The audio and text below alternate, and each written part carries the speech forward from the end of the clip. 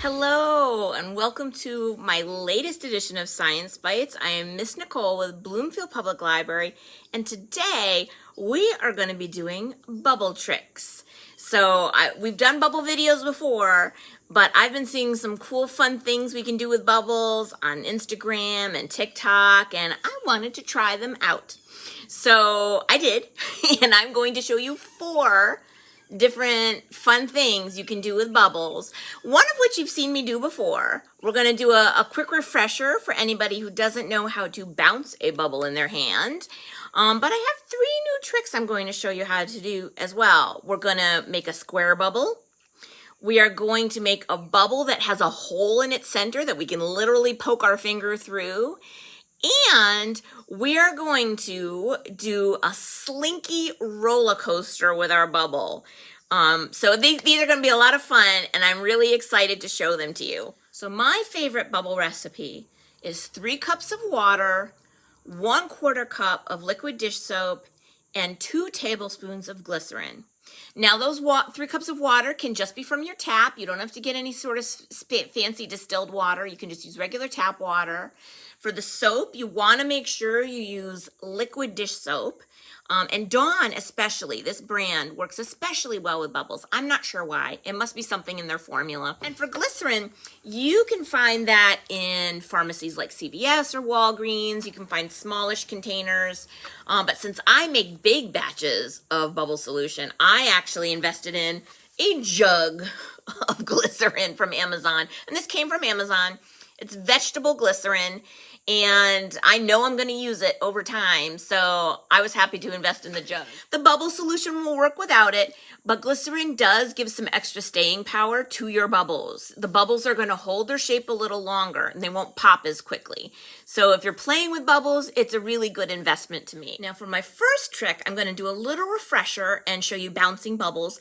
I do have a whole separate video for my Science Bytes playlist that's all about bouncing bubbles, so I won't spend too much time on this one. But you're going to need a bubble wand of some kind.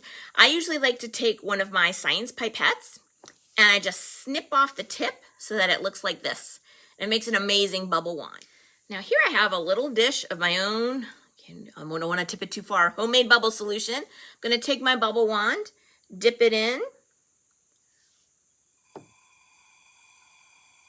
And if I try and catch it, it pops right away. The trick to bouncing bubbles is you want to make sure you're wearing a cotton glove or some kind of clean glove. When a bubble comes in contact with the oils and the dirts in your hand, it instantly pops. When we put on the cotton glove, we remove or make it less likely for the bubble to come in contact with those things. Now, here I have my glove. These are great. These are those really cheap cotton gloves you can buy when the winter season comes around. You can also buy them on Amazon year-round.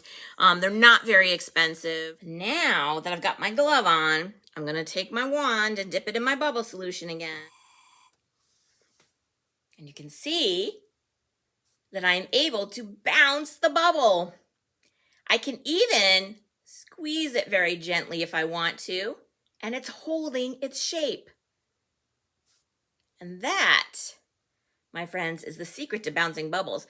Now for our next trick, we are going to make a square bubble. Have you ever seen a square bubble? Not usually. You have to create a special contraption to make your square bubble. And to make that contraption, we're going to make a cube. We are going to need drinking straws. And these are the regular bendy kind. I'm actually going to cut off the bendy end, so the bendy end doesn't really matter. And I also have pipe cleaners or Chanel stems, whichever way you want to refer to them. When I was growing up, they were called pipe cleaners, but I know nowadays they're called chenille stems or Chanel stems. I'm not sure which. And I'm going to show you how we're going to measure them out and put together our cube.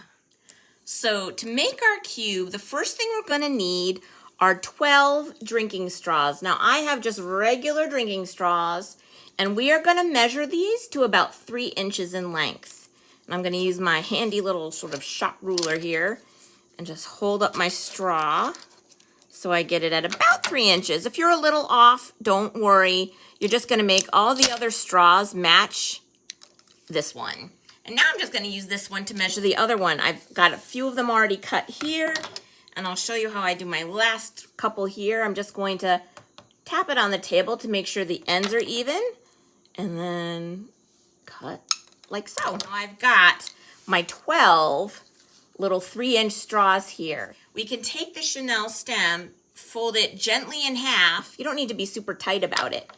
And if you cut it in half, that's just the perfect size for our 3-inch straw. Take this cut piece of pipe cleaner or chenille stem and just push it through our straw like so. And we're gonna do that for each of our 12 little straw bits here. Okay, now I've got all 12 of my straws. Remember, these are 3 inches in length, and some pipe cleaner, and you just wanna make sure the the chenille stem or the pipe cleaner sticks out from both ends. You wanna make it evenly. Now we are going to make our cube. And this can be a little fiddly. The way I like to do it is to make 2 squares first and then attach the 2 squares to each other. So you're gonna take 2 of your straws and cross them like this and then twist together. I usually do 2 twists. I'll call them pipe cleaners because that's what I'm familiar calling them. So we'll twist together the pipe cleaners. And here we're gonna do another corner. And now, here we have our first square.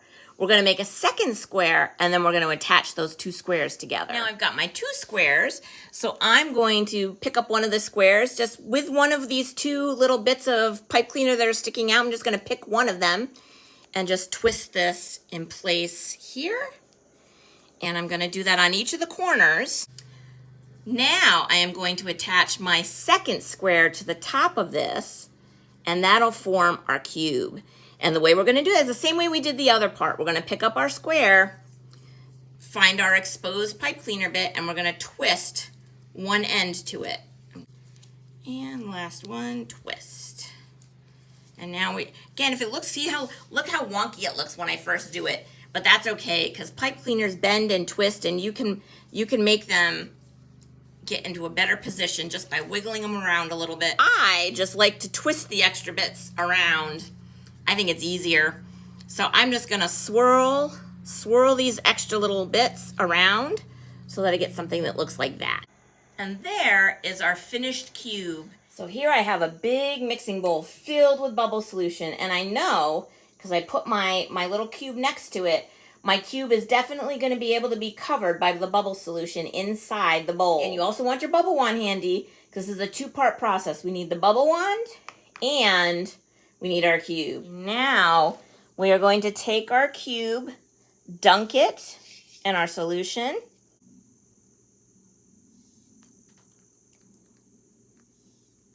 You can see I've gotten sort of an hourglass shape. So I'm going to gently set it down, and now I'm going to get my bubble wand,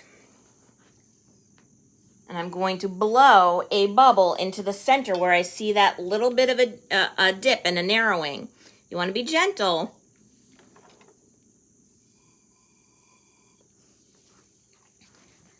And now look at that. We've got a square bubble.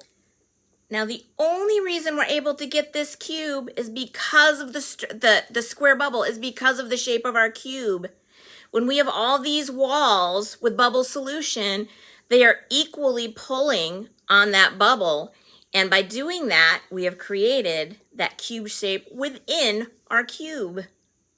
Now for this next trick, this is going to be our 3rd trick, we are going to make a void within a bubble, which means we are going to be able to literally put our finger up through the center of a bubble. We're going to need our straws again and our pipe cleaners. And this time I've cut my straw into 4-inch lengths, so a little bigger. And I am going to actually put an entire pipe cleaner through each straw, just like this. That's through each of our 4-inch long straw pieces. And now we are going to join them together just like we did when we started making our cube.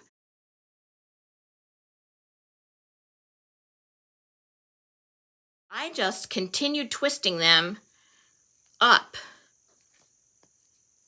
and then had it sticking up like a little handle almost. I'm just going to do that on each of the sides.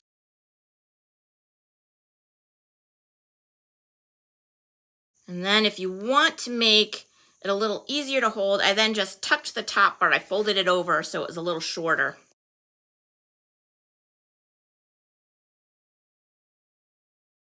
There we go. So now you have the option of using these as handholds if you have a partner who's helping you, or if you're doing it by yourself, you might just end up holding it like this anyways. Now we have just one more thing to prepare. And we're going to actually create a smallish loop out of like a 6-inch piece of thread or string. Now, if you want to measure this one, you can. I'm just going to sort of estimate it a little bit.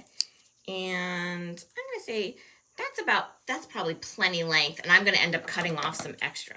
So I'm just going to snip that. And I actually find if I wrap the string underneath the spool, it holds it in the two ends in place for me while I'm trying to tie the two ends together. So I'm going to just create a simple single knot for my loop, like so, and then just pull it off of my spool. So now I've got my loop, and I'm just going to cut off these extra bits. Now I've got my loop ready to be used. I forgot to mention, you'll also need a pencil or a pen for this one. That's going to help us poke some of our bubble solution out of the way. It doesn't matter what kind it is, just make sure it has a little point on the end and it's a little bit sharpened, not one that's dull and is a brand new pen. I'm going to dunk my square in. I'm going to use my thread. Going to dunk it in the bubble solution, lay it on top, and now with the pencil, I'm going to poke the center of the loop. And look at that. And now, if I can show you probably easier from the top, I can push my pencil through because there's now a literal hole in our bubble where there's no bubble solution. And what's happening there is the bubble solution is equally tugging on the string from all edges of where that loop of string is, and it's holding it in that circular shape. So, and we can even push that circle around our bubble with the pencil. Now for my last and final trick, I think I saved the best one for last. We're going to do a bubble roller coaster. Now for this one, you do need to have one of those giant rainbow slinkies. If you have one of those giant rainbow slinkies, this is the trick for you. But you do have to find a bowl that's deep enough to submerge your slinky in. You're gonna have to fill it up with bubble solution. And I have a KitchenAid mixer in my kitchen, and that was just the right size. Now for this, you can see I've filled up my entire mixing bowl with bubble solution. And I've also put out a tablecloth because this one's gonna get just a little drippy and messy. And you're going to take your entire giant rainbow slinky and put it gently in its standing up position in the bubble solution. I'm gonna very carefully put the whole slinky in there. And it just goes under the surface. It just fits in my mixer bowl. When you pull up the slinky, oops, let me do this again. Let me see if you can see. Yep, you can see that there's bubble solution stretched between all of the rungs when you pull it up. Now you may find you have to try once or twice when you pull it up because your fingers might actually be breaking up the bubble before it gets far. But once your fingers get a little wet with bubble solution, it becomes a little easier. So here I'm going to tug up my slinky, and then I'm going to use my bubble wand and blow a bubble near the bottom of the visible part of the stretched slinky. And then we are going to pop the bubble below where our little mini bubble is. I'll show you what I mean. So I'm going to make sure my fingers are a little soapy. I'm going to tug up my slinky, dip my wand in my bubble solution. I'm going to blow a bubble right about here. And then use my finger to pop below the bubble. And you can see the bubble going all the way up the slinky, or most of the way up. There you have it. We did 4 bubble tricks. I hope you enjoy them and get to play with them. You do have to make a big vat of bubble solution if you want to do some of these tricks. But then you can just store it. Store it in one of those like recycled or reuse one of those gallon milk jug containers. Try and get the plastic ones for this because they'll hold up better over time if you're storing a big jug of bubble solution in them. And then you can keep playing and testing out these tricks. And let me know if you discover any new ones because I always like new bubble tricks. So that's everything for this episode of Science Bytes. And I look forward to sharing some more fun science with all of you in the future. See you soon.